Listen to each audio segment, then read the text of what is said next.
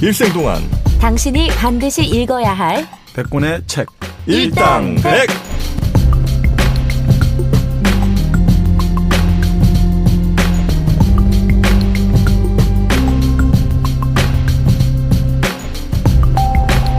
일생 동안 당신이 반드시 읽어야 될 100권의 책 일당백 34번째 시간 3부까지 왔습니다. 저희가 지금 동화 얘기를 좀 하고 있습니다.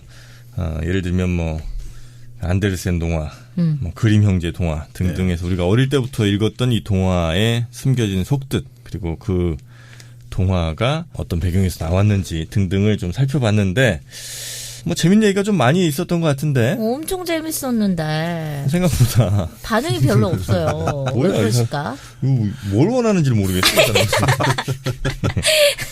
하여튼 뭐 읽다 보면 생각해보니까 또 일생 동안 반드시 읽어야 될 100권의 책인데 이미 다 읽어서 사람들이 굳이 읽어야 될 책인가 뭐 이런 생각들을 하실 수는 있을 것 같긴 해요.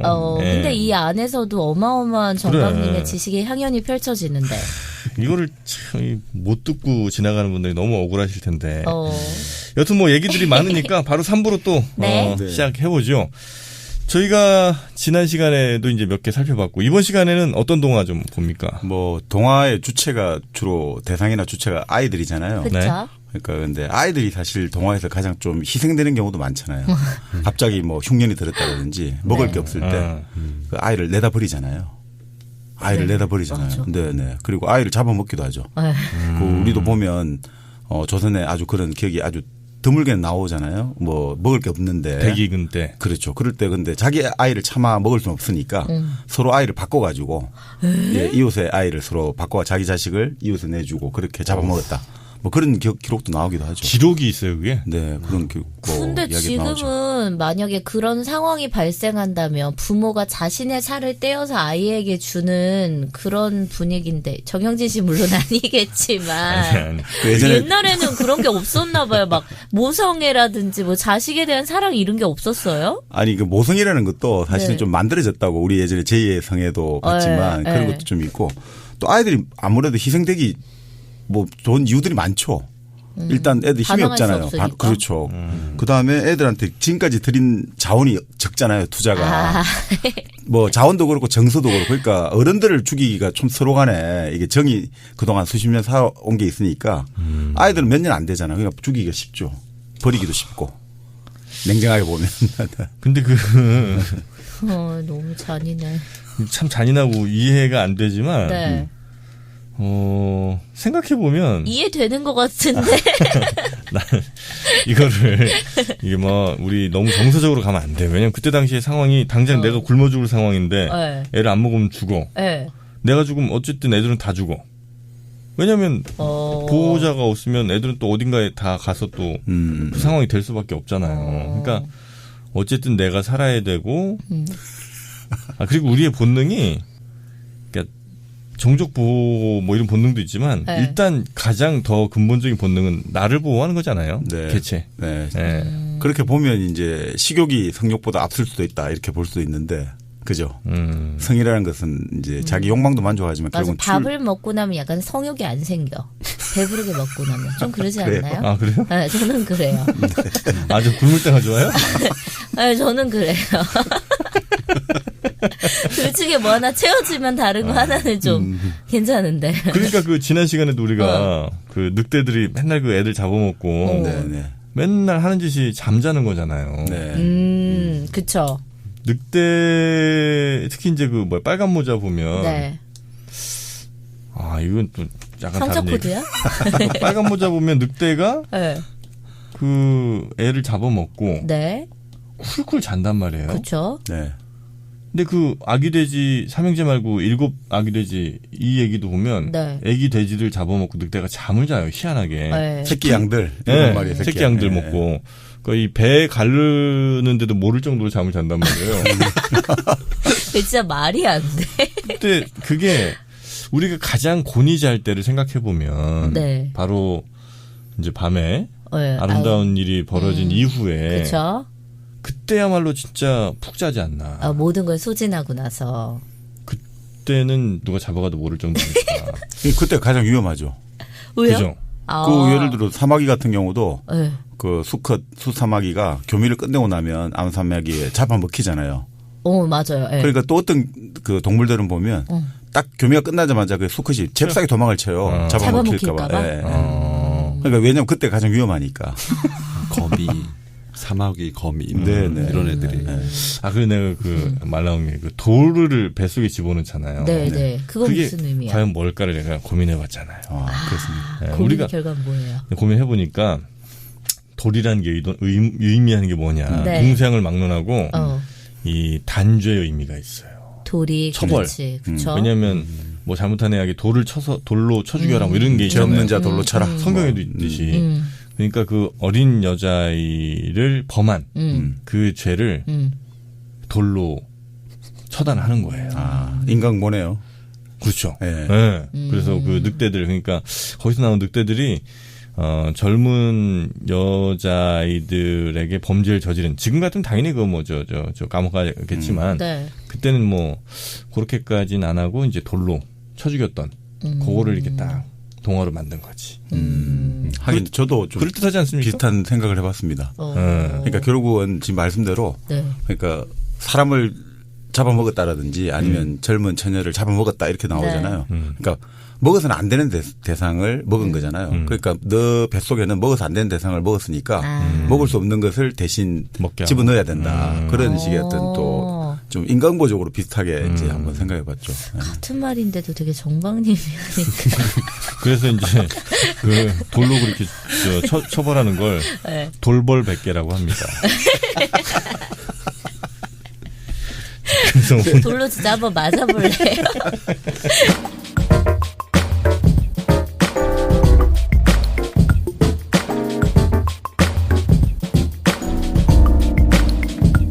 자, 오늘은 그래서 무슨 동화예요? 그래서 결국 뭐 아이들이 가장 두려워하는 게 결국은 버려지는 것이니까. 그렇죠. 그 아이들이 버려지는 것을 대표하는 동화가 바로 우리 헨젤과 그레텔이죠. 헨젤과 그레텔. 네. 헨젤과 그레텔은 내용을 우리 정민이도 알고 있죠? 네. 헨젤과 그레텔은 버려지나 걔네가? 버려지는 원래 거죠. 고아가 아니에요? 아니야, 이게 원래 남매 아니에요? 내 스토리 좀 요약을 해주면 네. 새엄마가 있어요. 새엄마가 네. 아빠랑 막 부부싸움 합니다. 네. 애들 갖다 버리자고. 그러니까 아빠가 그래서 어떻게 애들을 버리냐. 그러니까 엄마가 그럼 지금 굶어줄 거야 돈을 벌어오든지 뭐 이렇게 싸워요. 맞다. 그래서 아빠가 이제 어쩔 수 없이 그냥 암묵적 동의를 합니다. 네.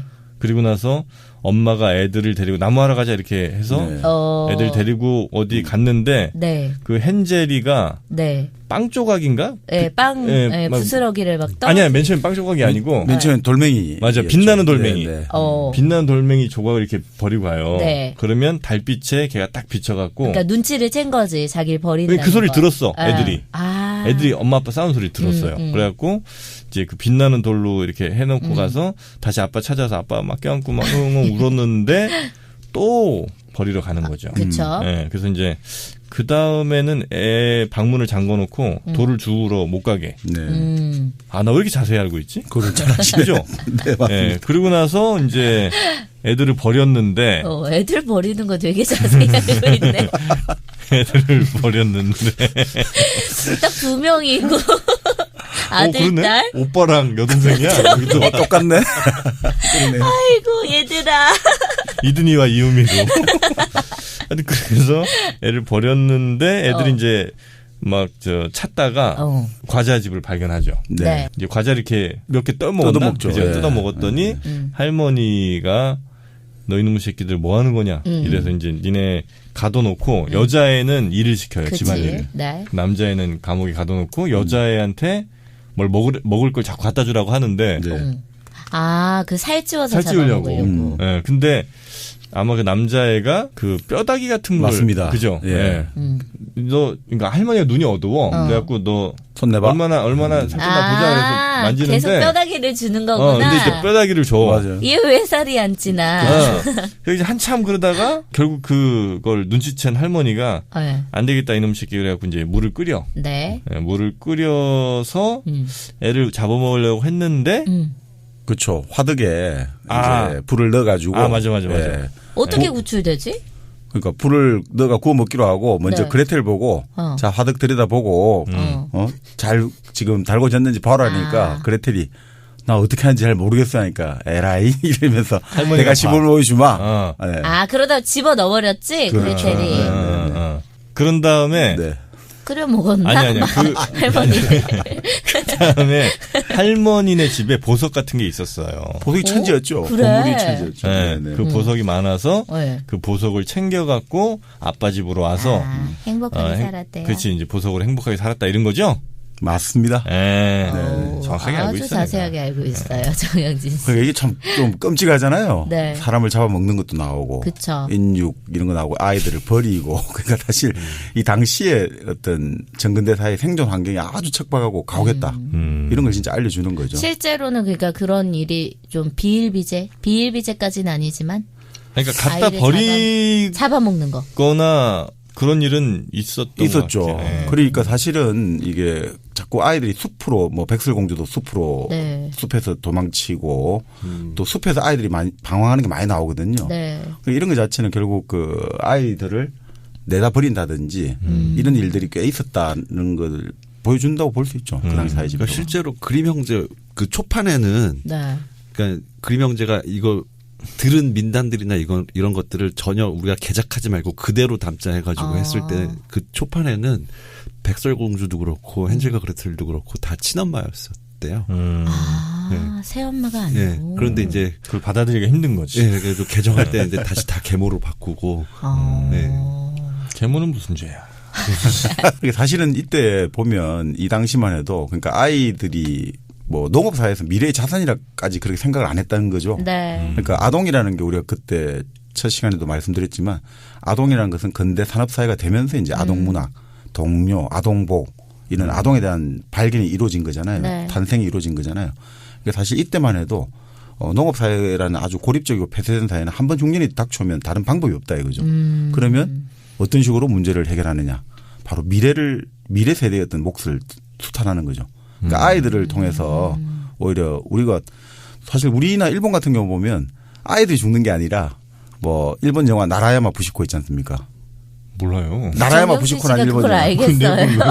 개봉했어요 우리나라에서? 네네네. 안 했어요? 예, 오래전에 했죠. 나라야마 부시코는 이마무라 쇼헤이가 1983년에 감독한 작품이며 칸 영화제 황금종 여상을 수상한 명작입니다. 우리나라에서는 1999년에 개봉했었습니다. 그러니까 뭐냐면 거기는 아주 척박한 일본의 산골이란 말이에요. 네. 먹을 게 없으니까 네. 할아버지든 할머니든 나이가 일정한 나이가 되면 저 나라야마 산에 올라가야 되는 거예요. 그래서 이제 고래장이죠 일종의. 그래서 그냥 거기서 두는 거예요. 일정한 나이가 되면. 그래야지 이 공동체가 돌아가니까. 거기는 어떻게 보면 어른들을 보내는 거죠. 네. 일정하게 이제 더 이상 할머니 이제 더 이상 생산력이 없다. 그쵸. 그리고 이제 그래. 안 잡아먹은 게 다행이다. 버린 게. 그러니까 우리는 보면 오히려 이제 그런 방식으로 사회가 네. 유지되는 그 있는 반면에 헨젤과 그레텔 같은 경우는 어떻게 보면 어린 아이들 어떻게 보면 미래 세대의 몫을 빼앗아 가지고 미래 세대를 희생시켜 가지고 지금 우리 현재 세대가 살아야겠다. 이런 것도 나타내 줄 수도 있는 거죠. 그래서 제가 이제 그 할머니네 집이 왜 과자집. 과자일까? 네. 뭘까? 과자집. 초콜릿도 막 있고. 그걸 이제 생각을 해봤단 말이에요. 그랬더니 답은 뭐냐면 예전에 부모들이 애들을 갖다 버릴 때 그런 말로 유혹을 했던 것 같아. 아, 과자집에 가자? 네. 뭐 그렇죠. 먹으러 가자? 그죠? 우리가 유괴할 때도 항상 어릴 때 들었던 유괴범을 조심할 때 항상 뭐 사준다, 뭐 과자 사준다, 아이스크림 사준다 하고 꼬는 사람들의 말을 넘어가면 안 된다. 그럴 때 무조건 파출소에 달려가라. 뭐 어른들의 아이들이 제일 약한 게 과자니까. 과자, 아이스크림 뭐 이런. 그 달달하는 것들 네네네. 이게 유혹에 쉽게 넘어가지 마라. 이런 거죠. 그러니까 이런 동안은 사실 나중에도 이 달콤하게 들리는 말 이런 데 조심해라라는 걸 사실 암시하겠죠. 아니, 제가 했던 가정은 뭐냐면 부모들이 이제 그렇게 갖다 버리는 일이 사실 그때 많았던 거예요. 네. 그래서 부모들이 애들을 갖다 버릴 때 그래도 좀 걸리니까 양심에. 그래서 이제 그런 말로 애들을 이제 보낸 거죠. 산으로 이제 데려가서 네. 저기 이제 과자집 있는 데로 가자 이렇게 해서 데려간 다음에 놓고 이제 여기 좀만 기다려. 아빠 금방 올게. 이렇게 금방 오는 거예요. 많이 해본 솜씨인데. 그 정도 내가 가난하지 않아. 그렇게 한 다음에 아이들 그러니까 그 얘기들이 이제 이게 이 파편으로 이렇게 전해진 걸 이제 모은 거죠. 아이들 이제 버릴 때 그렇게 과자집으로 보낸다. 뭐 이런 네. 얘기랑 또 뭐 과자집에 갔더니 뭐 누가 잡아먹었다. 뭐 이런 좀 얘기들이 부풀려지는 뭐 이런 것들이 합쳐지면서 아마 헨젤과 그레텔이 나오지 않았나. 뭐 이렇게 볼 수도 있죠. 그게 사실 그 당시에 여기도 판본이 여러 개 있지 않습니까? 네. 여기에 보면 엄마와 아빠가 헨젤과 그레텔을 먼저 제일 처음 숲에 버리고 나서 마침 뭐 우연하게 돈이 들어와가지고 그 돈으로 고기를 사 먹었거든요. 아, 그래요? 예. 그래서 조금만 우리가 참았더라면 이 고기를 애들하고 나눠 먹을 수 있을 텐데 할 때 애들이 돌아오거든요. 그러니까 네. 그래 맞아. 뭐 그런 네. 내용이 근데 있었던 것 같아요. 그게 뭐냐면 사실은 이제 팔았네. 그렇죠. 잘하시네. 바로 애를 팔고 나서 그 돈을 가지고 사 먹었다 이거죠. 근데 애들이 그 마치 우리가 진돗개 뱉고 팔아도 다시 돌아오잖아요. 주인집으로. 그런 느낌을 준다는 거죠. 애들이 도망을 쳐서 온 거죠. 팔았는데 팔린 집에서 도망을 쳐서 돌아왔다. 이렇게 해석할 수 있죠. 그리고 실제로 그 당시에는 잡아먹기도 했지만 팔기도 많이 팔았어요. 노동 네. 제공하는 걸로. 일본 같은 경우는 16세기 임진왜란 일어나기 전에 일본의 이제 당시 일본의 지방의 유력자들 가문들이 선교사들의 도움을 받아가지고 유럽을 그 갔다 온 기록이 있는데 기록에 이런 게 나와요. 자기들 유럽을 가니까 자기들 동포들이죠. 그 일본의 네. 동포들, 처녀들이나 어린아이들이 엄청나게 팔려와 있더라는 거죠. 노예로. 그렇게 해서 노예로 팔려와 옷도 제대로 못 입고 그냥 거의 발가벗은 상태로 쇠사슬이 매이가 끌려다니더라. 너무 안타깝다. 이런 이야기를 했거든요. 왜 그러냐면 그 당시에 일본 지방의 호족들이 일본 영주들이죠. 네. 화성총이라든지 이런 거 총포를 서양에서 수입하고 더 이런 무기를 가지기 위해서 가진 게 없잖아요. 애들을 팔아버린 거죠. 그래서 그 당시 유럽에 수만 명의 일본 이제 어린 아이들이 팔려갔다. 그런 기록도 나거든요. 그러니까 사실 뭐 일본만 그랬겠습니까? 유럽에서도 분명히 이건 팔았을 거다. 이런 이제 추론이 가능하다는 거죠. 여기 보면. 네. 그러면 답이 바뀌네. 그 할머니 집에 그러니까 좀 사는 할머니인 거죠. 중산층. 할머니 집에 팔았어. 네. 팔았는데 애들이 그 할머니 죽이고 돌아온 거지. 그렇죠. 그렇게 볼 수도 있죠. 오히려 돈을 가지고. 그러니까 도둑질 해가지고. 나쁜 놈년들이네. 근데 이제 사실 아이들이 보물을 갖고 온다는 이야기가 네. 어떤 경우는 이렇게 돼서가지고 예전에는 그러니까 아이들이 네. 팔아버린다든지 죽이는 대상이었는데 이제는 애물단지 같은 아이들이 보물을 갖고 돌아온다는 거죠. 이제는 산업사회가 돼가지고 아이들이 네네. 하나의 또 공장에 취직을 하면 이 생산 노동자가 돼가지고 우리에게 이제 먹을 걸 갖다 준다. 부모를 봉양한다. 그러니까 아이들을 너무 홀대하면 안 된다. 이거는 애들 버리지 말라는. 그렇죠. 바로 그런 동화죠. 아이들이 그만큼 이제 중요해졌다. 아동의 발견, 탄생처럼. 그러니까 아이들을 예전처럼 좀 힘들다고 해서 아이들 버린다든지 아이들을 그렇게 함부로 하지 말고 아이들을 소중하게 키우면 너희들에게 보답이 올 것이다. 얼마나 버렸으면 저런 동화를 만들었겠어요. 또 그 당시 수명이 좀 짧았지 않습니까? 그러니까 나이 들어가지고 보답을 받는다, 효도를 받는다 개념이 없을 수도 있잖아요.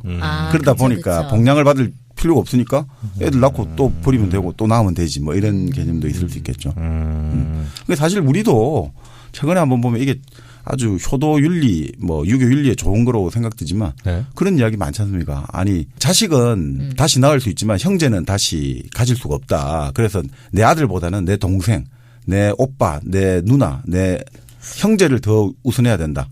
예전에 예전에 요 얼마 전까지도 그런 논리가 많았지 않습니까? 그래요? 예. 그런 논리가 많았죠. 그래서 뭐 아들하고 뭐 동생하고 같이 대학을 가야 되는데 네. 결국 동생을 학비를 먼저 대야 된다 이거죠. 아들보다. 왜냐하면 자식은 언제든지 다시 낳을 수가 있지만 형제는 한번 없어지면 다시 가질 수가 없다. 그렇기 때문에 형제가 더 위선이다. 형제들은 있어봤자 말썽만 피우잖아요. 문제 있는 외삼촌들. 네. 집안에 그런 거 하나 있으면 한 명씩은 꼭 있어. 그렇지, 근데 그렇지. 집안마다. 형제의 중요성이 아이들의 중요성보다 더 높게 평가받았던 게 그렇게 오래된 얘기가 아니라고요. 그렇죠. 그러니까 사실 그건 또 어찌 보면 유목사의 특징일 수도 있죠. 그 유목사회 같은 경우는 그쵸. 그 새로운 권력자가 죽고 새로운 권력자를 뽑을 때 네. 모두 형제 상속들을 많이 하지 않습니까? 그 자식으로 넘어가는 것들은 오히려 왜냐하면 유목은 한번 길 방향 잘못 틀면 부족이 몰살할 수 있으니까 네, 네. 경험 있는 사람이 절대적으로 중요하니까 이 형제 상속들이 많이 가잖아요. 근데 농업사회는 기본적인 큰 환경 변화가 없잖아요. 그 지역에. 그러면 오히려 장자 상속을 한다라는 네. 딱 원칙 확립되면 오히려 분란이 별로 없는 거죠. 그러니까 그런 식의 차이도 있을 수 있죠. 애들은 하긴 옛날에 또 10명 남으면 한 3, 4은 거의 같이 네, 가야 네. 되니까. 그렇죠. 그러니까 지금 같은 어떤 정서적 애착이라고 해야 됩니까? 그런 관계가 예전에는 좀 덜했다라고 볼 수도 있죠. 이 동화가 상당히 좀 끔찍한 뭔가 독일 민족의 전조를 암시해 주지 않습니까? 독일 민족의 전조요? 네, 현대사에 일어난 비극. 2차 대전? 네. 홀로코스트. 홀로코스트 뜻이 구워 태우는 거잖아요. 이 지금 마녀를 한스와 그레텔이라는 독일 민족의 조상들이 자기들의 조상이잖아요. 네. 화로에 넣어가지고 그 태워 죽이잖아요. 우리 아우슈비츠 가스 수용소. 이 독일인이 유태족을 그런 식으로 유태라든지 집시들 이런 뭔가 모티프하고 연상하는 사람도 있습니다. 이 한스와 그레텔 동화에서 아우슈비츠는 이미 한 200~300년 전에 이미 예고되었다 이런 식으로 또 보는 사람도 있어요. 아, 그럼 한스예요? 원래 이름이? 예. 헨젤이 아니에요? 죄송합니다. 한스는 그 최인훈의 저기 희곡 작품 이름이 한스와 그레텔이고 이거 헨젤과 그레텔.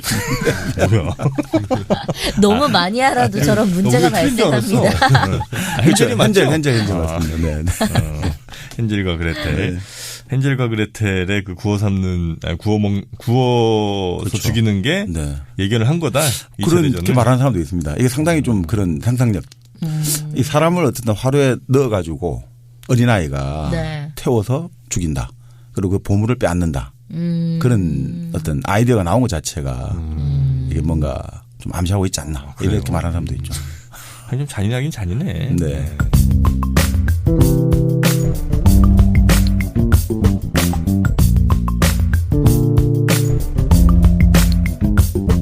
저 근데 우리나라 건 안 합니까 혹시? 장홍련 아시죠? 장황년은 스토리가 네. 사또가 부임하면 네. 맨날 죽어나가.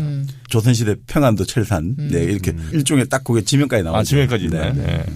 그래서 맨날 죽어나가서 무슨 일인가 싶었는데 하여튼 꽤 용감한 누가 하나가 막 부임을 해서 밤에 귀신이 왔는데 이제 그 스토리를 들어주는 거죠. 네. 기절 안 하고.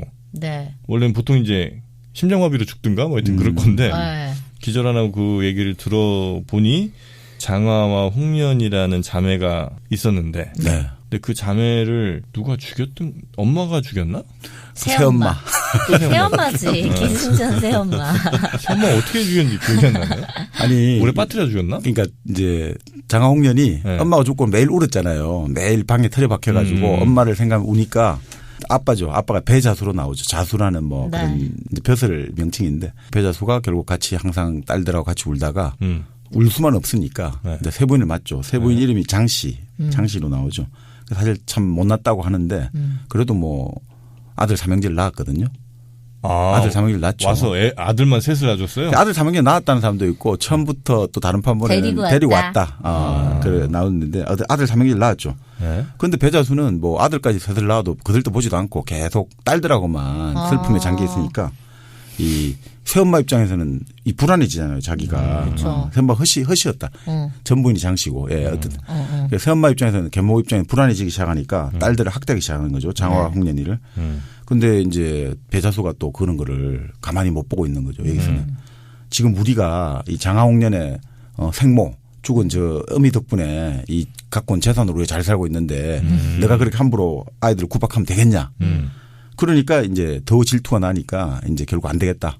장화홍련 없애야겠다 해가지고 먼저 쥐를 잡아가지고 껍질을 벗겨가지고 마치 그 어린애가 새로 태어나가지고 태아 같은 형상을 만들어가지고 네. 그래 이부자리에 넣어 놓는 거죠. 언니 장화의 이부자리에. 아, 그런 애 낳은 것처럼. 그렇죠. 그래서 자기 아버지한테 달려가가지고 지금 장화가 애를 놓은 것 같다고 이러니까 배자수가 이거 어떻게 하면 좋지 하니까 아 그러면 제 외삼촌 집에 보내가지고 이렇게 하자 해가지고 자기 자식을 시켜가지고 실제로는 이제 가는 길에 죽여. 예. 그 아버지하고 사실 서로 이제 합의됐다는 설도 있고 예. 차마 이 아버지하고 이렇게 아버지까지 합의했다는 건 너무하니까 아버지는 모르고 내가 알아서 하겠다. 당신은 가만히 있어라. 네. 그래서 이제 거기 나오죠. 자기 아들 장세를 시키죠.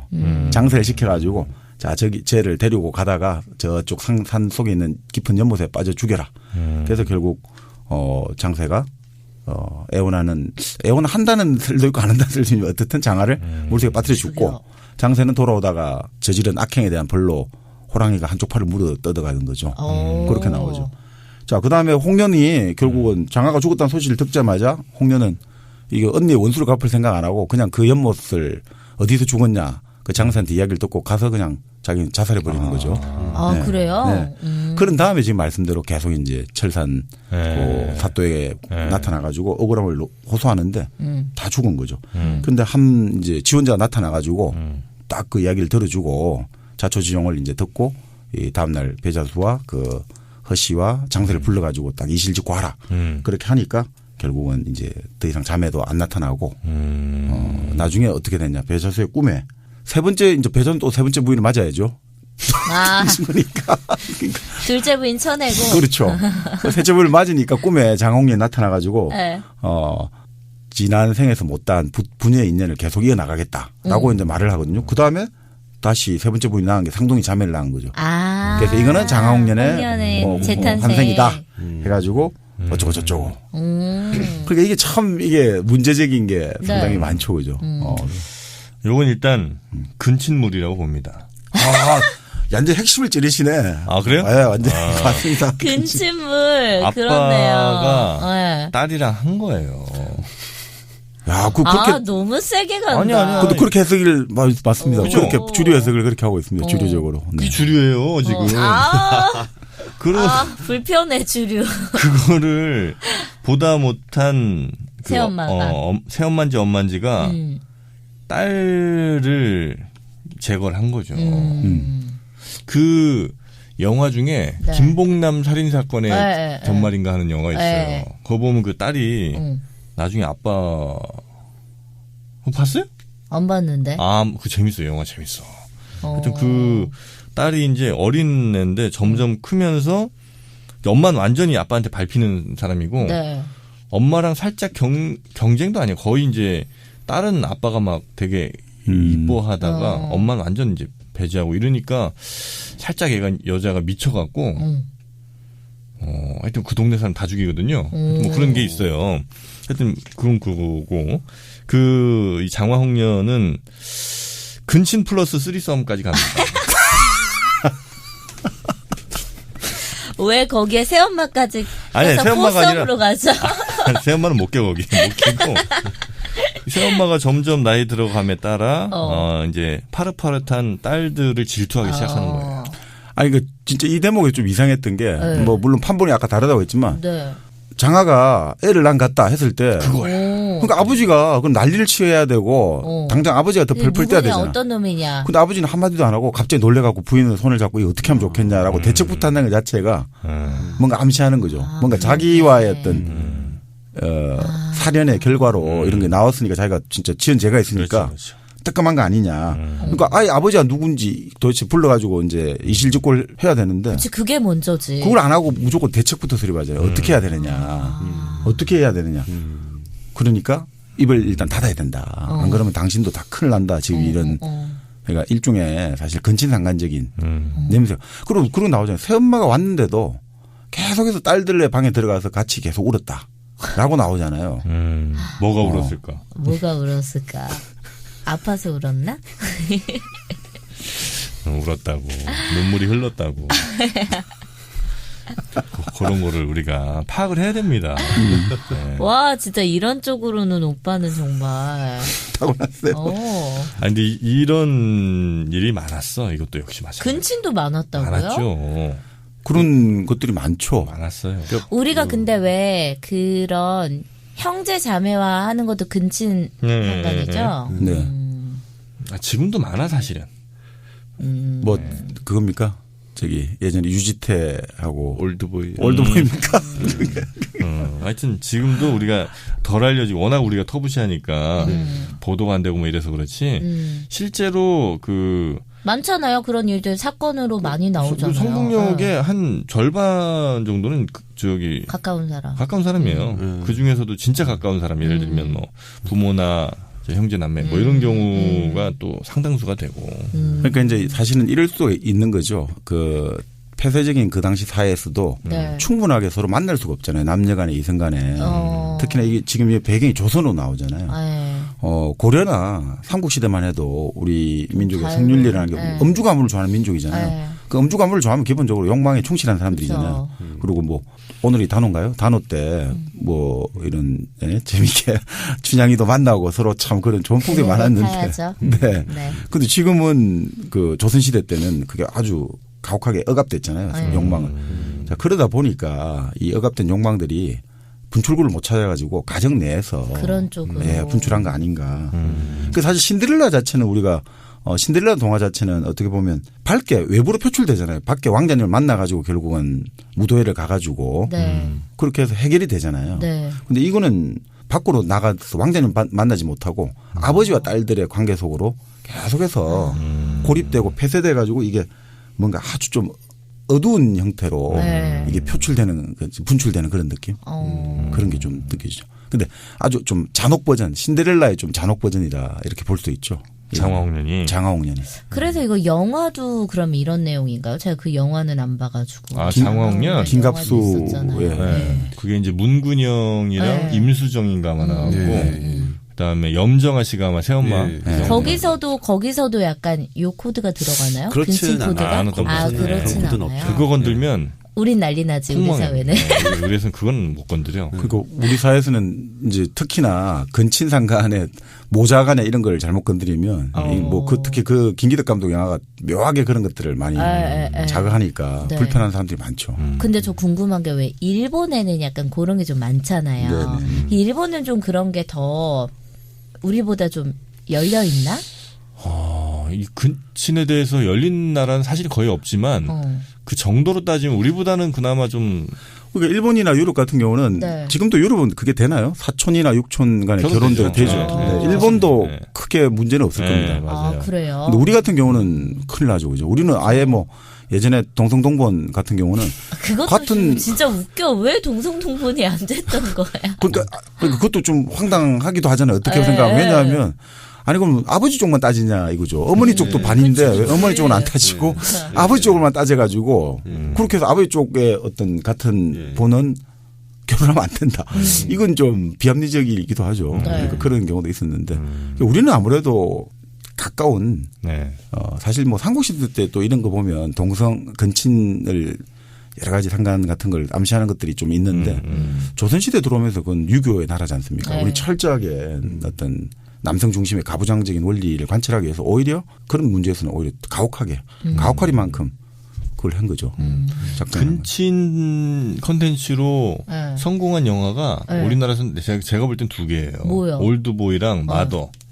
마더도 그런 쪽이에요? 마더도 김혜자 씨랑 원빈 나온 거. 네. 그 코드가 좀 많이 들어가 있죠. 그렇구나. 잘 때마다 엄마랑 같이 자잖아요. 그리고 애들이 막 놀린단 말이에요. 원빈한테. 너 엄마랑 뭐 한다며? 뭐 이런 거 놀린단 말이에요. 그리고 뭔가 그 엄마나 원빈의 눈빛에 보통의 녹아 모자 있어요. 관계가 아니야. 네. 비밀을 공유한 사람들의 그게 녹아 있습니까? 녹아 있어요. 네. 나중에 언제 시간 되면 한번 네. 마더 보세요. 봐야겠네요.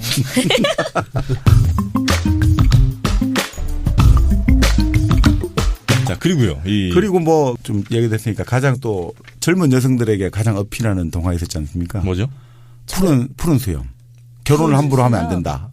결혼 조심해야 된다. 푸른 수염이 무슨 동화지? 난 왜 본 적이 없는 거지? 이게 우리나라 동화는 아니잖아요. 페로. 그쵸? 프랑스 네. 페로 동화에 나오죠. 푸른 수염. 영화도 나왔지 않습니까? 그래요? 그 송강호하고 푸른 이제 소금. 그 푸른 소금이구나. 죄송합니다. 신세경 나온 거 말씀하시는 거죠? 네, 맞습니다. 그럼 푸른 소금이잖아요. 네. 푸른 수염은 뭐예요, 내용이?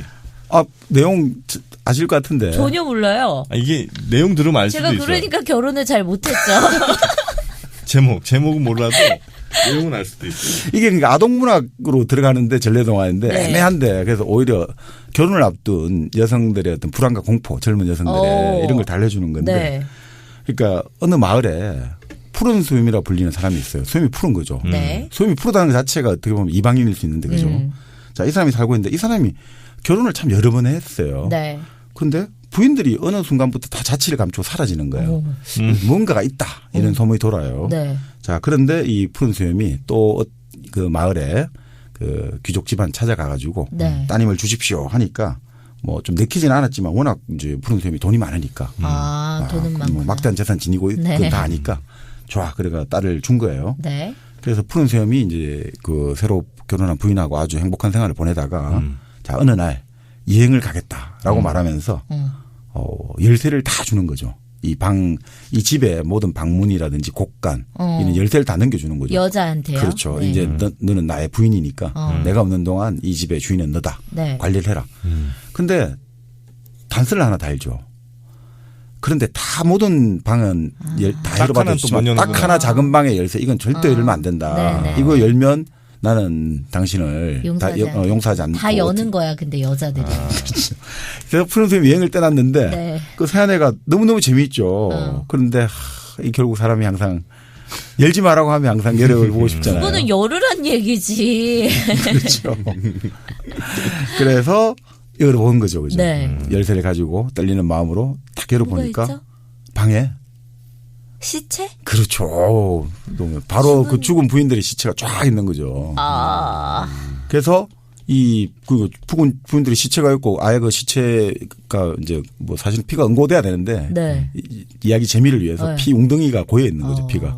깜짝 놀래가지고 열쇠를 떨어뜨리죠. 그때 푸른 수염이 오는구나. 아니죠. 아니에요? 그래서 근데 문제는 열쇠가 그 피가 묻었단 말이죠. 네. 그래서 문을 닫고 열쇠를 이제 닦으려고 하는데 아무리 노력해도 피가 안 닦이는 거죠. 자, 여행에서 이제 푸른 수염이 돌아오죠. 네. 열쇠를 내놓아라. 무서워.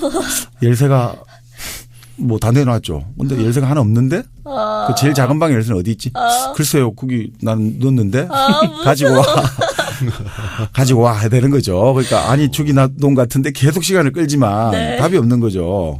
근데 그래서 이제 결국은 딱 보고 너는 나의 약속을 어겼으니 네. 나는 너를 죽일 수밖에 없다라고 말하니까 이 아내가 네. 이제 마지막 소원을 들어달라 해가지고 네. 뭐 마지막으로 오빠들을 보고 싶다. 네. 친정에 그 다른 곳에 지금 떠나 있는 오빠들 마지막 보고 죽고 싶다니까 그때 그렇게 이제 뒤로 소식을 전해가지고 오빠들을 오라고 하는 거죠. 나를 좀 구해달라고. 그래서 오빠들이 올 때까지 계속 도망치는 거죠. 그래서 높은 탑으로 도망치고 계속 도망치가 시간을 끌다가 결국 오빠들이 와서 푸른 수염을 죽이고 그래서 어떻게 됩니까? 똑같죠. 헨젤과 그레텔처럼. 보석. 거기에 그 있는 마을 모든 재산을 상속인이 되는 거죠. 부인이니까 남편이 죽었으니까 그거 있지 않습니까? 10억을 받았습니다. 이런 거 예전에 광고처럼. 보험 많이 들어놔야 돼요. 보험 안 되셨다면서요? 저는 안 종신보험으로다가. 들어요. 저는 안 들어요. 정영진 씨는 절대 안 들어요. 절대 안 들어. 저희 집처럼 계속 들려고 그래요. 우리 남편도 그렇게 보험을 못 들게 한다? 너 보험을? 아니, 그러니까 본인 제가 보험이겠지. 남편 네. 이제 이름으로 된 보험을 들려고 내가 뭐 제일 죽이기를 해 모르네. 죽어도 못 들게 해 보험을. 보험 들면 안 돼. 있는 보험을 막 해지하고 자기가. 맞아. 그래야 돼. 근데 실제로 이런 일들은 많이 일어났대요. 남편이 아내를 죽이는 일들이 당시 프랑스에서 왜요? 상당히 많이 일어났대요. 왜냐하면 당시 귀족들 같은 경우는 정략 결혼을 주로 하잖아요. 네. 그러니까 정략 결혼을 하는데 그 정략 결혼하고 하니까 결국은 부인을 데려와 가지고 사실은 아이만 놓는 도구로 보는 거잖아요. 그러다 보니까 부인들이 열받아가지고 결국 어린 나이에 시집 와가지고 남편을 위해서 애를 낳아줬는데 남편은 자기에게 무관심한 거죠. 그리고 다른 젊은 여자에게 계속 눈길 돌아가니까 화내고 싸우다가. 그러니까 보복하기 위해서 애인을 두니까 네. 또 자기가 안 건드려도 남이 그걸 건드리면 싫다 이거죠. 그래서 그건 또 안 돼. 아내들을 그래서 많이 죽였다고 해요. 잔인하게 살해를 많이 했다고 합니다. 프랑스에서. 그래서 나중에는 아내들도 바람을 피울 권리가 있다. 남편들이 할 수 있는 최선의 방법은 관대하게 눈을 감아줘야 된다. 당연하지. 이런 메시지까지 막 그 전파까지 됐대요. 하도 죽이니까. 근데 진짜 70년대까지만 해도 네. 80년대 초까지만 해도 뭐 아주 뭐 쿨하게 용인되고 이 정도까지는 아니지만 남편이 아내 죽인 일이 종종 있었어요. 우리나라에서. 네. 사건화되지 않은 경우가 꽤 많았어. 왜냐하면 그 당시엔 금시를 잘 안 하니까 아내가 그렇죠. 남편을 독약으로 많이 약으로 약물을 몰래 씻어서. 그리고 그러니까 아주 그렇게 막 계획적인 살인 아니더라도 부부싸움하다가 홧김에 죽였어요. 네. 그다음에 그냥 가서 묻는 거야. 근데도 그걸 신고 안 한 사람도 그러니까 신고 안 하고 그냥 넘어간 사람도 꽤 돼요. 사건화 안 되고. 우리 동네도 그런 일이 있었어요. 있었어요. 그래요? 그래갖고 네. 누구도 쥐도새 모르게 그냥 아줌마가 어느 날 사라졌어? 죽었어. 그 사라진 거지 뭐죠. 그러니까 어떻게 죽었는지도 알아 사람들이. 아 그래요? 네, 근데도 경찰에 신고를 안 했다니까. 아 진짜? 네. 그런 일들이 이상한 동네에 산 것 같은데. 그게 우리가 삶과 죽음의 경계가 굉장히 아주 날카로운 칼날 위에 서 있었다니까 나는. 네, 그런 일이 많았습니다. 그러니까 옛날에. 막 여자들이 이제 최근에도 그 사건 일어났잖아요. 네. 나이 드시고 나서 남편한테 그동안 받았던 막 그런 게 이제 네네. 너무 쌓여 있으니까. 프라이팬? 네, 홧김에 그렇게 하는 거예요. 웃을 일은 아니지만. 또 그렇게 후라이팬으로 죽이면 됩니까? 하여튼 이 얘기는 그럼 결국 연쇄살인범의 얘기인 겁니까? 아니 연쇄살인범보다 네. 이게 읽어낼 수 있는 건 많죠. 어떻게 보면 푸른 셈이라는 자체가 그건 무슨 뜻이야? 이방인이고 네. 요즘으로 치면 우리 사회의 어떤 유태인일 수도 있겠죠. 돈은 많은데 네. 우리하고 다른 사람 푸르다. 우리하고 그러니까 차별되는 사람이죠. 그런 것들에 대해서 우리 이 사회가 기본적으로 공격한다는 것들 이런 것도 보여주고 사실 마녀사냥하고도 비슷하죠. 중세 유럽에서 일어난 마녀사냥도 혼자 외떨어 사는 과부들이라든지 과수댁들 이런 사람들이 돈이 좀 모여져 있으면 교회에서 그 돈 많은 독신녀들의 재산을 빼앗기 위해서 마녀로 몰았다 이런 것도 있는데 사실 그런 것도 암시가 될 수 있는 거죠. 근데 실제로 죽였잖아요. 누가? 푸른 수염이. 아내 그런 얘기는 만들어냈겠지. 만들어냈겠죠. 아니 왜냐하면 우리가 푸른 셈을 공격하려면 그만한 합당한 근거를 제시해야 되니까 그 사실은 얘는 사람을 죽이는 놈이야. 이런 식으로 만들어낼 수도 있고 그렇지 않습니까? 푸른색이라는 게 또 서양에서는 약간 좀 불길한 색 아닙니까? 푸른색이요? 왜 블루문이 제일 블루문은 그러니까 이게 이중적이죠. 본래 서양의 귀족들은 약간 좀 신비로운 색. 그러니까 서양의 귀족들은 자기들 피를 블루 블러드라고 해요. 왜요? 자기들은 빨갛지 않다는 거죠. 일반 사람들 피가 다르다. 자기들은 고귀한 혈통을 할 때 블루 블러드라고 해요. 그러니까 또 이게 묘한 뜻들이 이제 다 중첩돼 있는 거죠. 네네. 한편으로는 고귀하고 한편은 네. 좀 저주에 네. 뭐 이런 뜻도 있고. 근데 사실 이거는 메시지가 어떻게 보면 네. 뭐 그때 말씀드린 브루노 베텔하임이라고 아동 심리학자는 이건 딱 그거는 남편과 부인 양쪽에 보내는 결혼 생활에 관한 충고다 이거죠. 그러니까 아내들은 한마디로 말해서 남편 말 잘 들어라. 아니죠. 아내들은 함부로 네. 다른 남자에게 눈길 돌리지 말아라는 소리죠. 다른 남자가 어디 있어요, 여기? 열쇠 이게 구멍을 꽂았잖아. 엄청 얘기하시네. 꽂았잖아요. 거기 맞습니다. 그거 꽂으면 안 된다고 했는데 꽂았잖아. 맞아요. 프로이드 심리학에서 바로 작은 방이라고 했잖아요. 그 여성의 자궁을 뜻하고 열쇠라는 것은 남성의 돌출된 성기를 뜻하거든요. 프로이드 심리학에서. 네. 작은 방. 그러니까 프로이드 쌤의 아내가 열쇠로 방을 열어본다는 것은 성행위를 한다는 소리거든요. 성행위를 한다는 거죠. 다 그래서 죽었구나. 그렇죠. 그래서 그 이제 피가 묻어가 아무리 실수 안 지워진다면 이미 한번 불륜을 저질렀으면 그치. 그 불륜은 절대 지울 수 없다. 되돌릴 수 없다. 돌이킬 수 없다. 이런 뜻이라는 거죠. 그렇기 때문에 여성들에게는 아내들은 좀 더 성행위에 외부에 관심을 돌리지 말고 남자들은 좀 더 관대자라 이런 걸 이제 암시하는 거예요. 안 그러면 너도 죽는다. 푸른샘처럼. 네네. 생리할 때 하지 말란 얘기는 아니었을까? 해도 돼. 피가 열쇠에 묻으면 안 된다. 뭐 이런. 너무 같다 그거는. 너무 같습니까? 근데 그러면은 남자가 집을 비우면 안 되지. 집을 비우니까 열쇠 방에 들어가서 꽂는 거 아니에요. 그러니까 이제 왜 집을 비워 남자들이. 성경에 나오는 말씀대로 네. 시험에 들게 하면 안 된다는 거죠. 시험에 아예 안 들게 그걸 해야 되는데 이 또 남자들 입장에서는 항상 시험을 한번 테스트를 해보고 싶다 이거죠. 이 여자는 과연 나에게 정직을 지킬 것인가. 그래서 여행을 간다 하고 항상 열쇠를 다 주는 거죠.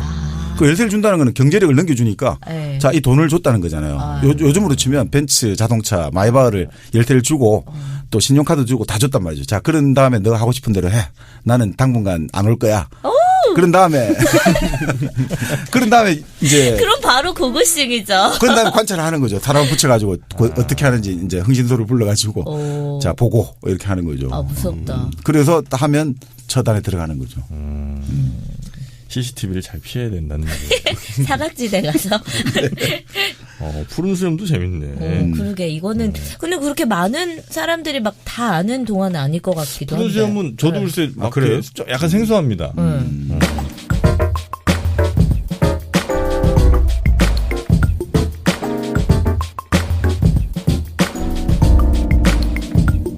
동화 하나만 더 할까요? 뭐 할까요? 인어공주를 한번 만나. 인어공주. 아, 인어공주 궁금해. 그래, 맞아. 여기에도 되게 많은 상징들이 있을 것 같아. 그렇죠. 가장 대표적인 상징이 뭘까요? 인어공주. 네. 일단 다리가 없고 위에는 사람이고 밑에는 물고기잖아요. 네. 요게 뭘까나? 위에는 사람이고 뭐 내용들은 이제 다 아실 테니까 네. 그죠? 네.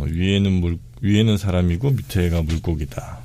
그러면 이거는 저기지. 뭐야? 그 시장에서 네. 물고기 파는 집 딸내미. 아, 공주님이셔. 아, 이게 직업 원래 다 동화에서는 다 공주야. 다 공주인데. 비린내 많이 나는 사람이에요, 그 사람이. 왜냐면 그 인어공주도 그런 대목 있지 않나? 뭐야? 저 비린내 많이 난다고? 아, 뭐야? 그런 소리 안 나. 안 났어요? 아, 내가 뭐 이상한 거 봤나? 목소리가 예쁘잖아. 아, 목소리가 원래 없잖아. 아니지. 원래는 아, 목소리가 이뻤는- 있는데 아, 맞네, 그 맞네. 왕자를 사랑한 맞네. 죄로 마녀한테 자기의 그 목소리를 팔잖아요. 그렇죠. 예. 그래서 이제 그 시장에서 2마리 5,000원! 뭐냐, 가락시장이야, 뭐, 노량진 수산시장이야. 그 외치는 목소리가 너무 아름다웠는데 내가 이제 이 물고기 장사를 그만두고 나가려면 권리금 같은 거 이제 주고 가야 되는 거야. 그래서 그걸 이제 그 목소리야? 시장 연합회 회장한테 네. 이제 그 사람한테 뭘 이게 바치고 이제 떠난 거죠. 그럼 왕자님은? 왕자는 그 동네 지나간 사람인데 응. 이게 이제 맨 처음에는 그 목소리에 반했던 거예요. 네. 그 2마리 5,000원에. 5,000원에. 네, 막 반했는데 막상 만나 보니 그거 말고 다른 얘기할 때 너무 애가 무식해 보이는 거야. 말이 없다는 게 그런 뜻입니다. 지식이 없다?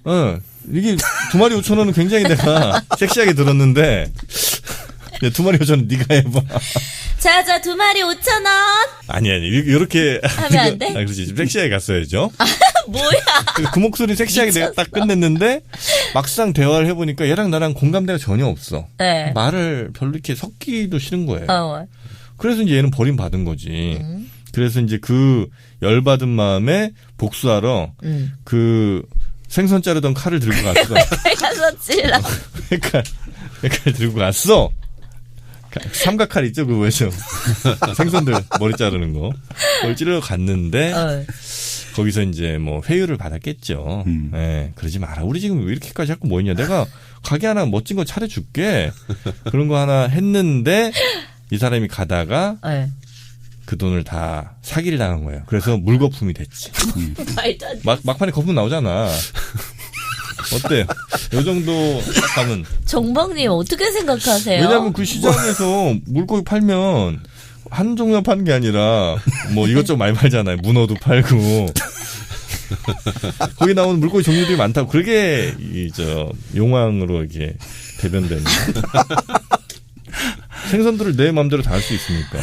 뭐라 진짜 얘기도 못하겠고 이거는 뭡니까 도대체 이 사람의 정체는. 근데 결국 인어공주에서 가장 핵심은 네. 결국 왜 인어는 네. 그 자기 꼬리를 버리고 다리를 선택했냐, 목소리를 포기하면서까지, 그죠? 그게 핵심 아니겠습니까? 왜? 아니 꼬리를 버리고 다리를 선택하고. 아니 목소리가 안 중요한 거지. 뭐가 중요한 겁니까, 그러면? 꼬리가 중요한. 다리가 중요하죠. 다리. 그 다리가 왜 중요할까요? 다리. 벌리려고? 아이 미쳤어. 진짜 핵심을 찌르시네요, 진짜. 아니, 왜냐하면 여성인데, 여성이 내가 남성하고 사랑을 하고 싶은데 꼬리가 있으면 여성성이 불완전하잖아요. 없잖아요. 그러니까 흔히 말해서 다리를 얻는다는 것은 바기나를 통해서 에로스를 완성해야 된다 이거죠. 그러니까 다리를 선택하는 거죠. 목소리를 잃으면서까지. 자기 가장 소중한 것을 내주면서까지 다리를 얻어야 된다 이거죠. 그래서 마녀가 그런 이야기를 하지 않습니까? 자, 근데 너는 이제 다리가 생길 거다. 내 이제 죄를. 근데 문제는 여기 나와요. 자, 이제는 너의 걸음걸이가 한 걸음 뗄 때마다 날카로운 칼에 발을 딛는 것 같아 피가 흐르고 만다. 아프다 그랬어, 맞아. 피가 흐르고 만다 하죠. 이 말은 뭐냐. 자리가 생긴다는 것은 이제 결국 너가 성숙한 여인으로 가고 피가 흐른다는 것은 이제 너가 월경을 한다. 그렇죠. 이제 여성이 된다는 걸 뜻하는 거죠. 그러니까 사실은 월경. 성숙한 여성이 된다 이런 거죠. 그러면 이제 그 여자 아이에서 여자 어른으로 가는 그 과정을 얘기를 해주는 그러니까 이제 한 걸음 때릴 때마다 너는 칼날이 찌르는 것처럼 아프다. 우리가 생리통, 통증이 이제 너는 이제 막 가지게 될 것이고 매달 그리고 이제 피가 흐르게 될 것이고 여기 아예 그러니까 이 안데르센이 아주 대담하게 쓴 거예요. 이게 이 에로틱하게 쓴 거예요. 어떻게 근데 이렇게 물고기를 생각했을까? 인어공주라는 걸 생각했을까? 인어공주는 설화가 옛날부터 있긴 있었죠. 아, 그래요? 그러니까 이게 왜냐면 선원들이 이렇게 가다 보면 사람같이 생긴 애가 막 헤엄치고 다니잖아. 뭐 그게 뭐 주공인지 뭔지는 모르지만 하여튼 뭐 그런 이상한 걸 보고 이제 얘기들을 만들어내는 거죠. 그 오디세이아 보면 사이렌 나오지 않습니까? 그렇지. 그것도 바로 일종의 인어 요정으로 볼 수가 있고. 근데 이게 사실 또 재밌는 게 이 다리를 얻으면서 목소리를 잃어버렸다 나오잖아요. 이게 뭘까요? 목소리를 잃어버렸다. 목소리는 다리를 얻었지만 목소리를 잃어버렸다. 자신의 발언권을 맞습니다. 그렇죠. 그렇죠. 분발해요, 조영진 씨. 그러니까 이제 내가 여성성을 얻는 대신에 내가 개인으로서 인간으로서 내 목소리를 내는 것을 거부당하는 거죠. 억압당하는 거, 잃어버리는 거죠. 아기 때는 그냥 아빠한테 막 이렇게 얘기하면 되는데. 이건 2마리에 5,000원 그런 스토리가 아니에요. 그러니까 너가 여자가 성적으로 자유롭고 이제 뭔가 성을 적극적으로 추구하려면 그만큼 억압을 받는다. 너 목소리 잃어버린다는 거는 너가 하나의 어떤 성적 욕망을 추구하는 자유로운 여성이 되려면 넌 그만큼 너 목소리 못 내. 너 그만큼 억압과 제재를 받는다. 이걸 사실 상징한다고 볼 수 있죠. 마녀는 근데 그걸 왜 이렇게 갖고 싶어 했을까? 목소리를? 목소리를? 마녀라는 건 이제 어떤 나이 든 사람. 사회의 그 억압 구조 이런 걸 얘기하는 거지. 마녀가? 사회의 그 억압 구조 같은 게 너의 목소리를 뺏어갈 것이다.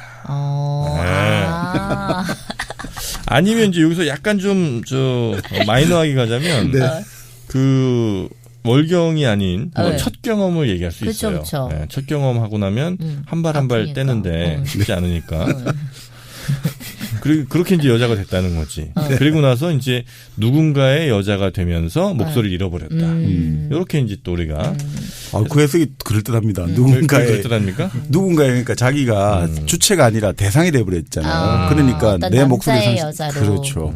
나라는 여자가 아니라 누군가의 애인으로서 되는 순간. 그게 뭔가 종속되는 느낌. 그럼 왕자님은? 왕자님? 왕자님 뭐 잘못한 거 있어? 왕자는 뭐. 아니, 왕자는 그러면 다른 남자야? 그러니까 몰래 가서 사랑에 빠지잖아요. 그러니까 뭐 결국은 자기를 하나의 어떤 정말 대양의 바다를 자유롭게 헤엄치던 어떤 자기 자신을 얽매이는 존재잖아요. 하나의 어떤 나로 하여금 어떤 욕망을 불러일으키게 만들었고 거기서 결국 집착을 끊어낸다라고 볼 수가 있겠죠. 칼로 그걸 찔러 죽이라는 것은 자유로웠던 나를 얽매이게 만든 이 존재를 끊어버리고 다시 자유로운 존재로 돌아와라. 그렇게 언니들이 칼을 준 건데. 근데 결국 좀 재밌는 게 이 칼을 못 찌르잖아요. 찌르지 못하면 거품이 된다고 했잖아요. 그 거품이 다 사라지는데. 근데도 불구하고 저기 너무 잘생겨서. 파워 오브 러브지. 너무 잘생겨서 못 찔렀다고 나오지 않습니까 거기?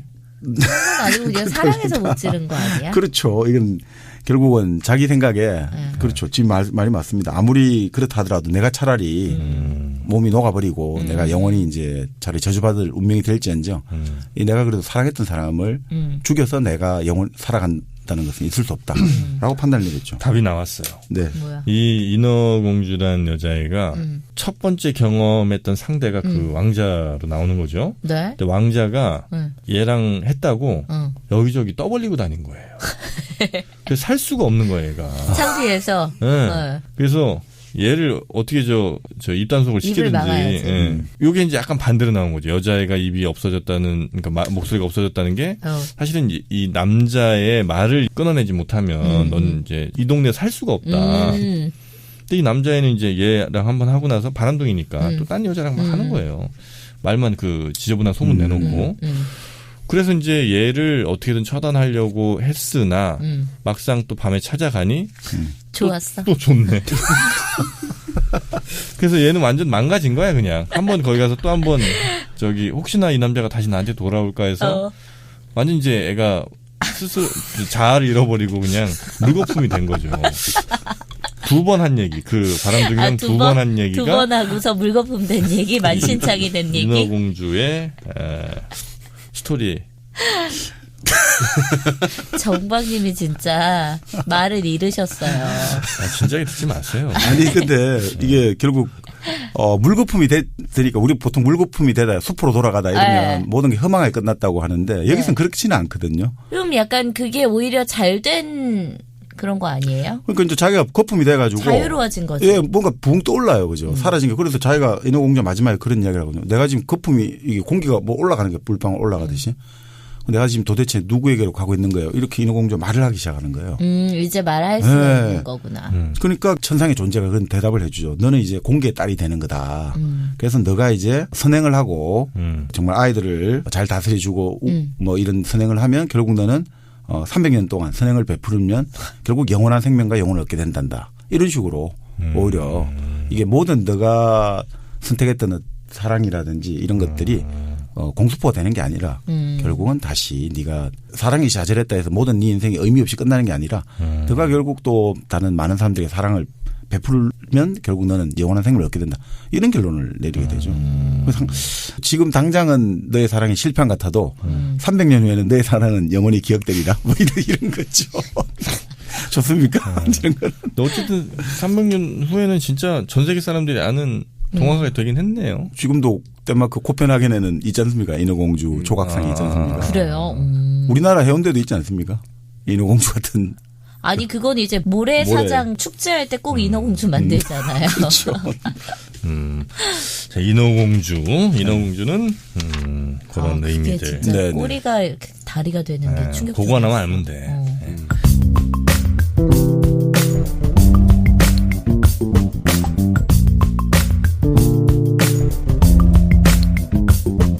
혹시 저 물 들어가는 거 저 우리 심청이 하나 정도만 더 하면 어떨까요? 심청이요? 네. 심청이 하시죠 뭐. 심청이 네. 신봉사. 네네. 네. 공양미 300석. 이거 짜증나. 왜? 왜요? 이거 효녀잖아. 아 본인과 너무 다른 삶에. 아유, 나는 근데 물론 아빠를 너무 사랑하지만 이렇게 막 이게 너무 자식의 효를 강요하는 그거 진짜 근데 이거 너무 부담스러운 책이에요. 아 심청이. 네. 너를 어떻게 먹여 키웠냐. 야 신봉사 보면 딸내미 그거 하나고 그 동네 젖동냥하면서. 그래. 젖동냥이 근데 딸을 위한 것이 아니었다는 얘기였어요. 젖동냥이 누굴 위한 거였냐. 과연 누굴 위한 젖동냥이었냐. 그래서 그 신봉사가 네. 봉사가 아니라 젖동냥 하는데 자꾸 눈 감고 있어야 되니까 봉사처럼 이렇게 나왔다는 얘기도 있어요. 어때? 이건 좀 괜찮았어요. 괜찮았어요? 네. 사실은 이제 그 우리 판소리 그 5개 있잖아요. 그러니까 우리 신재요, 수군가. 예, 수군가 오. 또 뭐 있죠? 수군과 별주부전. 또 수군가, 별주부전, 춘향가, 춘향가, 병강세. 적벽가. 적벽가, 네, 적벽가도 있어. 또 하나가 뭐지? 흥보가인가요? 흥보가인가 보다. 신재효는 12마당 중 춘향가, 심청가, 토별가, 박타령, 적벽가, 변강쇠가 등 모두 6마당의 판소리 사설을 정리하면서 자기 나름으로 개작하였다. 이게 결국 보면 네. 사실 이 판소리가 바로 가장 사회를 비판하는 비판 문학이거든요. 네네. 그러니까 우리가 왜 이제 춘향전을 조선시대 문학의 백미로 치냐면 춘향전이 내세우는 게 뭡니까? 신분제를 비판하는 거거든요. 네네. 춘향이는 기생의 딸이고 이도령은 양반 집안의 자제라서 결혼할 수 없다. 이런 어떤 신분제에 대해서 그 신분제를 비판하고 결국 그 신분제를 초월해서 춘향이와 이도령이 합쳐진다. 네. 바로 그 적서차별이라든지 양반과 상인, 반상제도 이런 것들의 어떤 허위라든지 위선을 적나라하게 폭로한 거기 때문에 그게 가장 사랑을 받은 거거든요. 그리고 두 번째 마찬가지로 흥보가 같은 경우도 우리 유교 윤리 있잖아요. 형제 간에 뭔가 서로 형은 동생을 살피고 우애가 있어야 동생은 되니까. 네.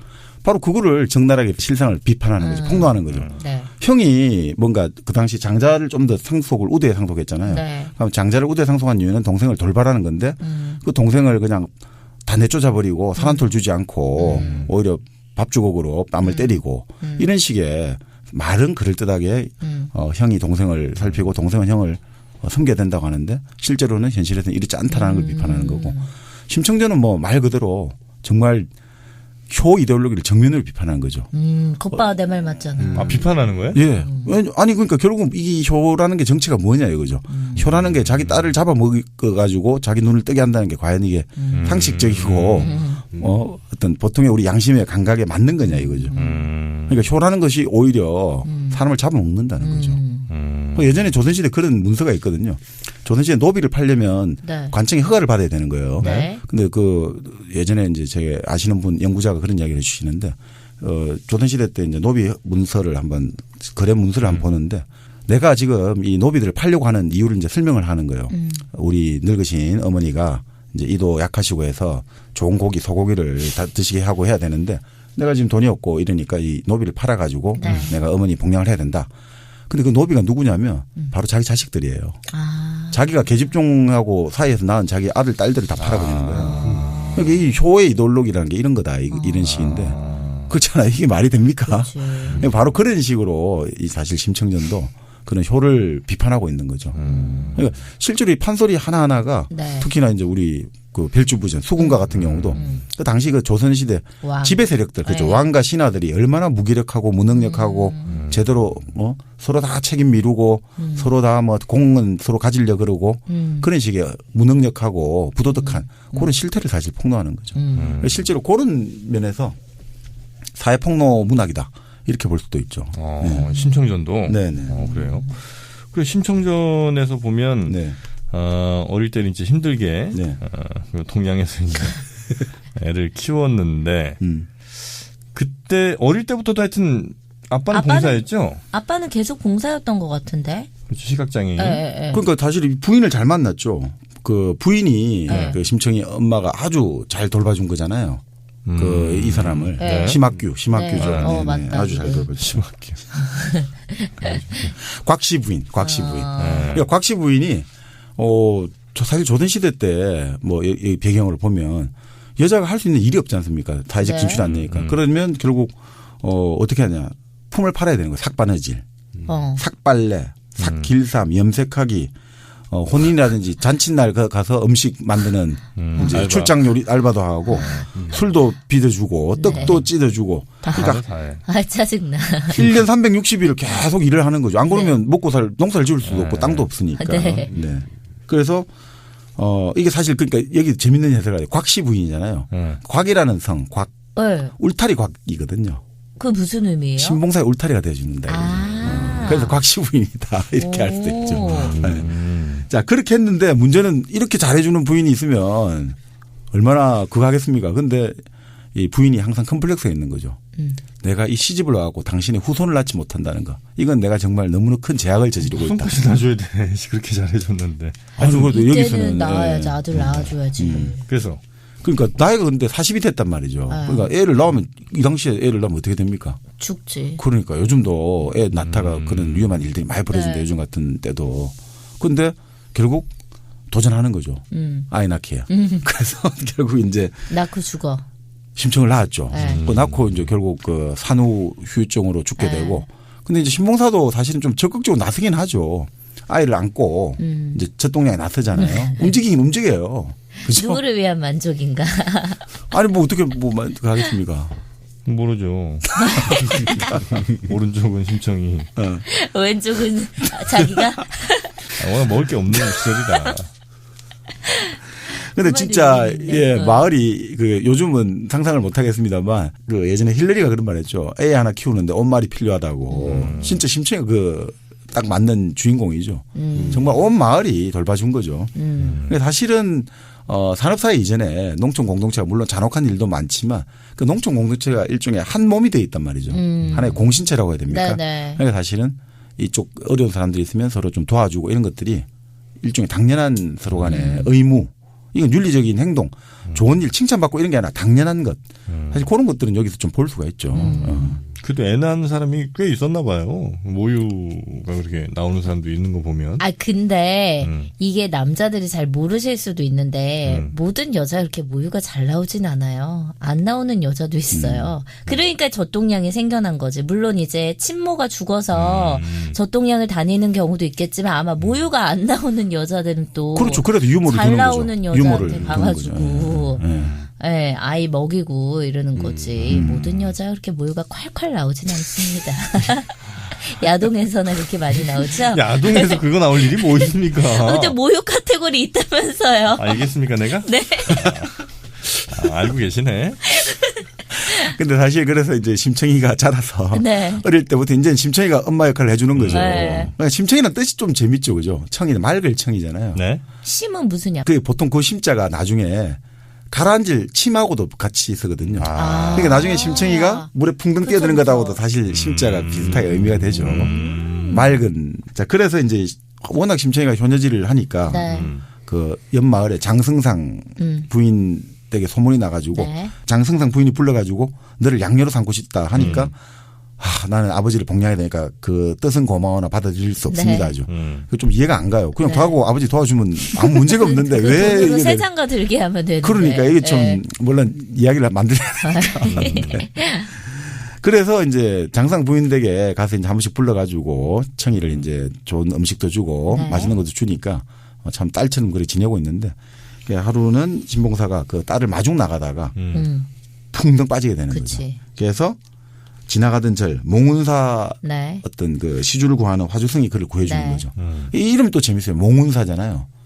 꿈몽자, 꿈몽. 구름문자. 사실은 유령이야? 유령도 되고 네. 이 종교라는 게 부질없다. 아. 이런 뜻도 되겠죠, 사실은. 네. 이 절이라는 게 이 종교의 기능이라는 건 사실은 네. 아편이다. 이런 뜻도 들어가 있을 수 있죠. 정말 좀 황당한 이야기를 하는 거죠.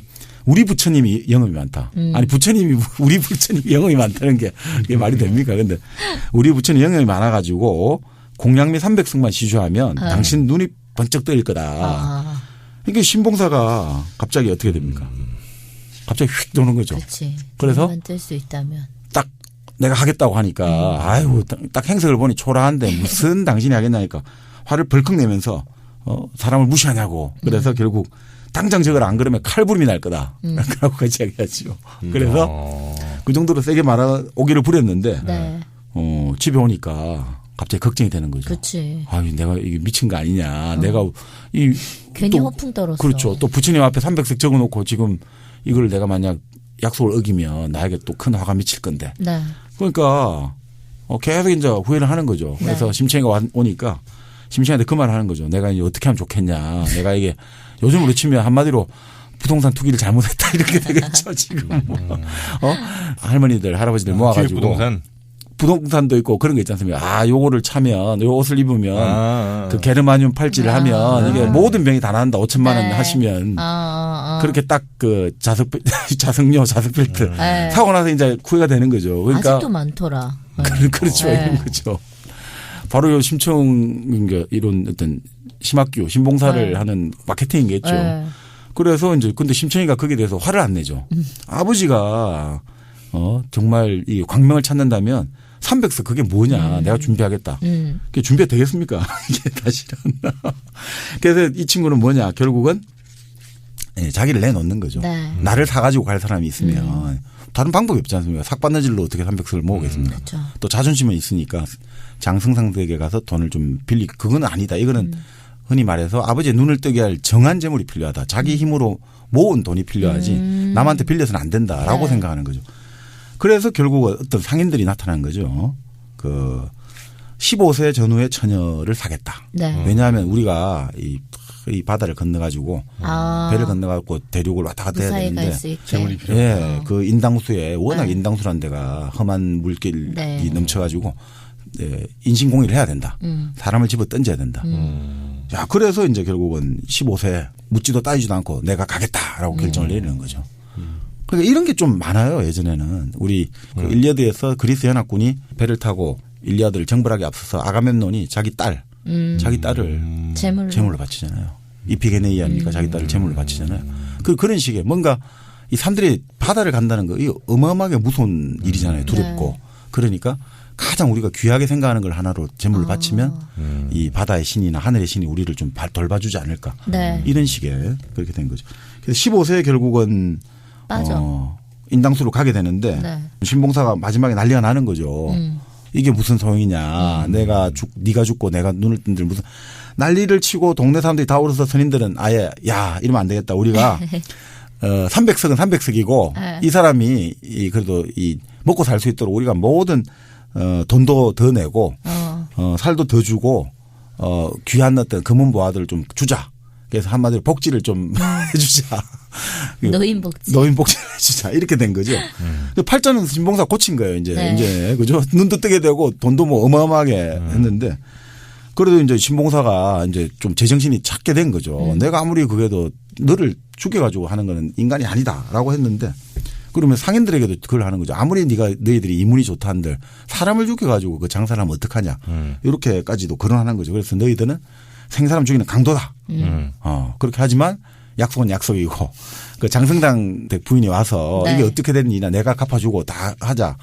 근데 또 청이가 고집을 부리죠. 필요 없다고. 이거는 아버지를 위한 내가 그 나의 선택이기 때문에 이걸 빌려가 하면 안 된다. 이렇게 해서 떠나게 되는 거죠. 근데 어떻게 보면 여기서 결국 심청은 이런 현실에서 탈출하려고 떠나는 거 아닌가. 어떻게 너무 보면 버거웠던 거야. 그러니까 그죠. 그 가고 싶은데 자꾸 못 가게 하는 거지.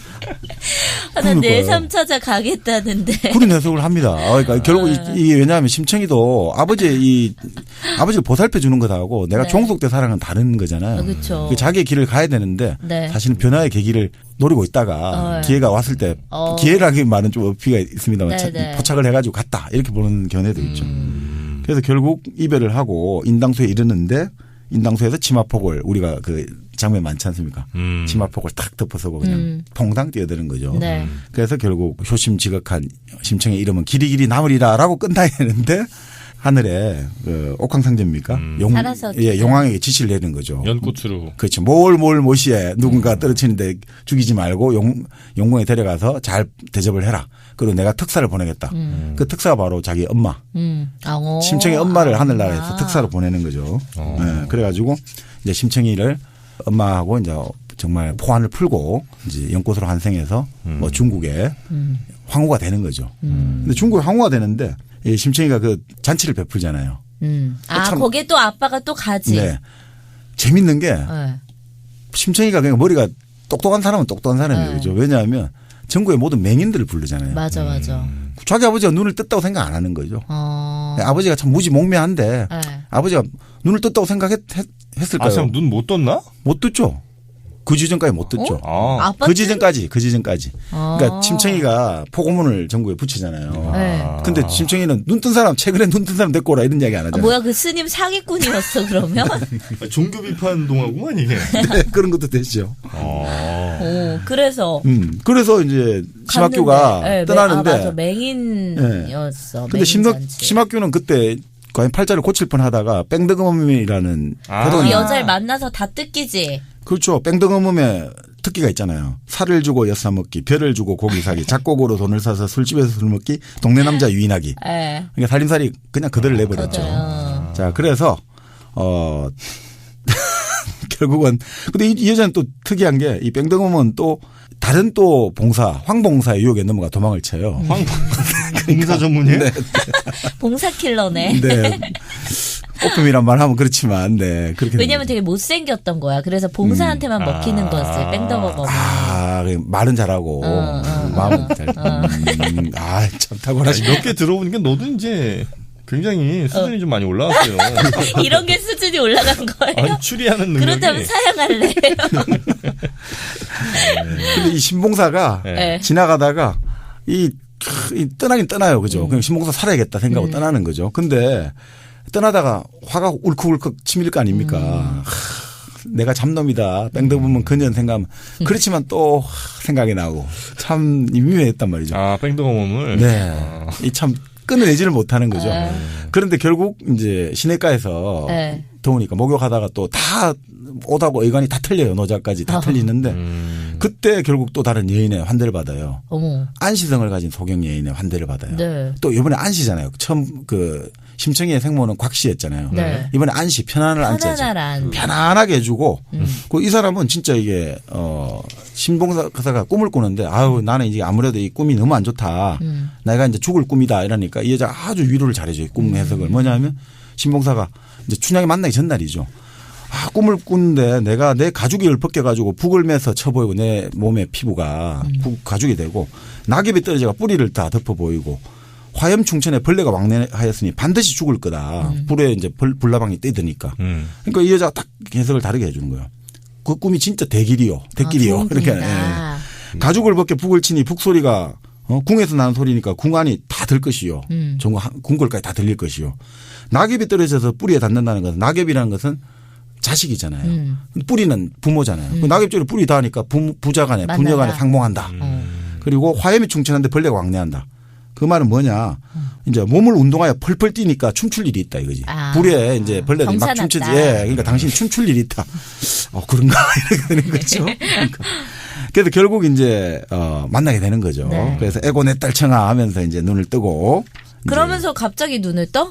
그렇죠. 반가워서? 네네. 내 딸이면 어디 보자 하면서 눈을 번쩍 떴다 이렇게 나오죠. 근데 이게 참 그 대목이 재밌는 대목이 나오는 거죠. 네. 딱 보고 나서 첫 마디가 이게 누구냐? 음성은 같다마는 얼굴은 초면일세야. 당연히 얼굴이 초면이겠죠. 처음 만나는 거니까. 음성은 같다마는 네. 평생을 들었는데 얼굴은 초면일세 그래요. 그러니까 얼굴 당연히 처음 보니까 초면일세. 자기 눈을 못 뜨니까. 네네. 결국은 근데 이 심청을 상봉하게 되고 결국 이제 신봉사는 지금까지 자기를 어떻게 보면 어두움에 어떤 삼백석을 내면 눈을 뜨게 된다든지 아니면 딸을 희생시켜서 눈을 뜬다든지 그런 어떤 미망에서 깨어나가지고 이제 현실의 어떤 새로운 그걸 인식하게 됐다. 뭐 이렇게 될 수도 있겠죠. 그래서 결국 그게 눈이 진짜 안 보이는 게 아닐 수도 있겠다. 어리석음에서 깨달음의 그렇죠. 경지로. 이 바로 심청이라는 것은 결국 그래서 어떻게 보면 우리 사회가 갖고 있던 효 이데올로기 이런 것들을 진짜 정면으로 비판하고 이런 모티프는 지금도 계속 반복되고 있죠. 예를 들어서 지금 이 무대를 도화골이 아니라 심청이라는 무대 남대문 시장 이런 식으로 볼 수도 있죠. 남대문 시장에서 정말 20대 10대 후반에 아주 진짜 열심히 또순이처럼 일을 하고 가족을 먹여 살릴 수 일을 하는데 이게 또 아버지가 사채를 끌어당겨 서가지고 이 사채를 갚기 위해서 이 여자가 할 수 없이 뭐 팔려가지고 유흥가로 팔리게 됐다.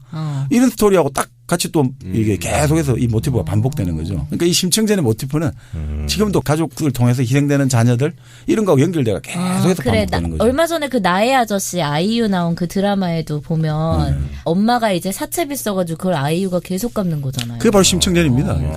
그러니까 이 심청전의 모티프라는 게 계속 반복되는 거죠. 거기다 이제 사이즈가 좀 커지면 이제 장윤정 되는 거고.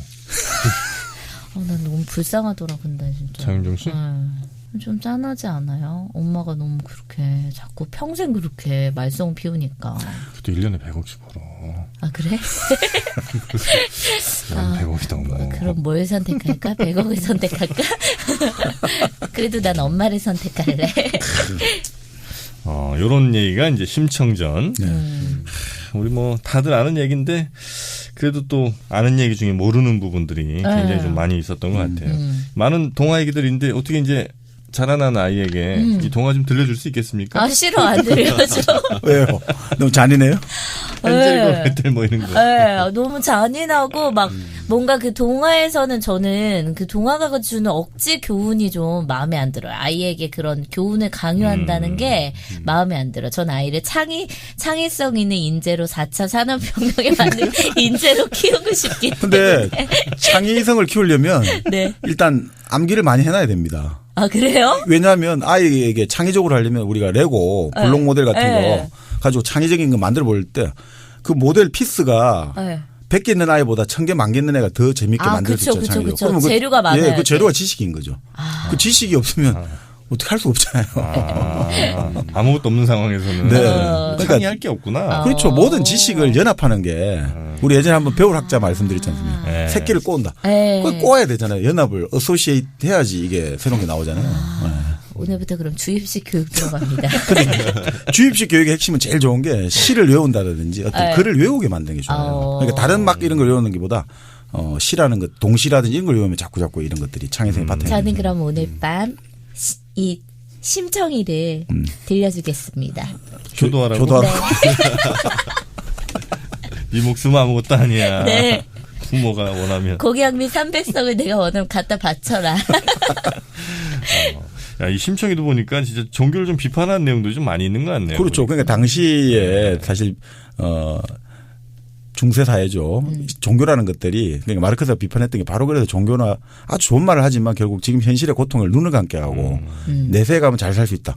그래서 종교를 이거 아핀이라고 그리고 했죠. 조선시대 작품 아니에요? 네. 그러니까 이제 불교를 비판하는 거지. 갈수록 이해시시네 진짜. 맞습니다. 그런 측면도 깔려 있는 거죠. 맞습니다. 뭐야. 질투하네. 네가 이제 넘버 3야, 2야. 갈수록 예리해지십니다. 네. 자, 저희가 이제 한 3시간에 걸쳐서 이 동화 이야기를 좀 해봤는데, 네. 우리가 공감대는 참 많이 됐는데, 많은 분들이 섣불리 듣기는 조금 뭐 부족함이 있으셨는지 모르겠습니다만 그래도 나중에라도 들어보시면 분명히 네, 재미가 무료로 전환되고 나서 꼭 들어보시면 좋을 것 같아요. 네. 자, 그럼 저희는 이번 시간은 이걸로 마치고요. 다음 책이 혹시 저희가 준비가 좀 돼 있습니까? 네. 지난번에 우리 돈키호테 있지 않습니까? 네. 세르반테스. 세르반테스와 같은 해 돌아가셨죠. 세계 문학의 뭐 최고봉이라고 일컬어지는 셰익스피어. 드디어 가는군요. 이건 박수 한번 쳐야 돼요. 셰익스피어는 박수 나와야 됩니다. 우리 정민이가 가장 자신 있어하는 그 작가. 이래놓고 또 몰라. 뭐지? 그 4대 뭐 비극, 네. 희곡 뭐 이런 것들. 문학계에 가장 전 세계적으로 많이 알려지신 분, 셰익스피어. 제가 그러면 다음 주에 만나 뵙도록 하겠습니다. 자, 함께 해주신 여러분 대단히 고맙습니다. 고맙습니다.